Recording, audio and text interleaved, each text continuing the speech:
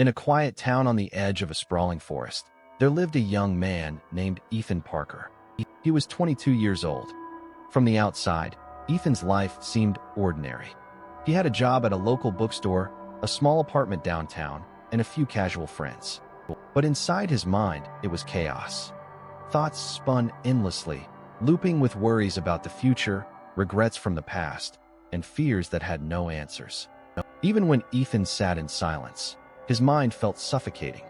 Stress, pressure, and doubt filled every corner of his thoughts. He couldn't focus, couldn't rest, couldn't feel at peace. Sometimes he'd look up at the night sky from his apartment window and whisper to himself, "Why is my mind so heavy? Why can't I feel light inside?" One evening, a mysterious traveler arrived in town. He was an older man with silver hair, calm eyes, and a smile that radiated peace. There was something about him, like he carried no weight in his heart. Ethan couldn't resist the pull. He approached the traveler and asked, "Sir, how can I find peace? My mind is always racing, and I can't stop it." The traveler looked at him for a moment and then asked softly, "Do you have a bowl in your home?" Ethan blinked. "Yes, I have one," he replied, unsure where this was going. "Good," the traveler said. "Tomorrow morning, go to the river. Take your bowl, fill it with water, and carry it back home. But listen carefully, you must walk slowly. Feel the wind on your face. Notice every step. And whenever a thought enters your mind, stop. Breathe. Let it pass. Then continue."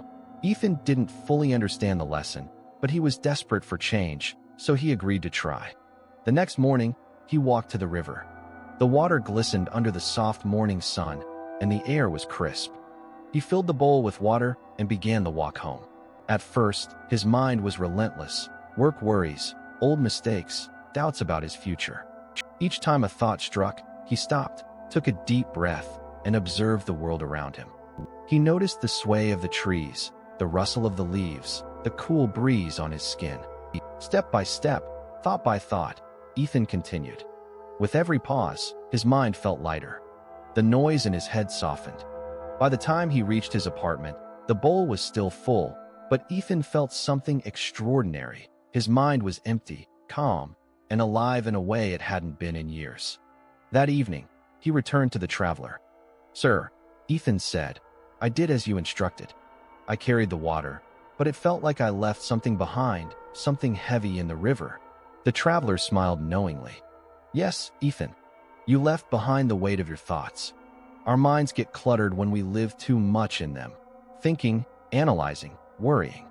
But when we return to the present moment, breathing, moving, noticing life, the clutter begins to clear. Peace is not something you find outside. It's something you create inside." Ethan sat quietly, letting the words sink in. The traveler continued, "The present moment is your home. Come back to it. Empty your mind not by force, but by attention.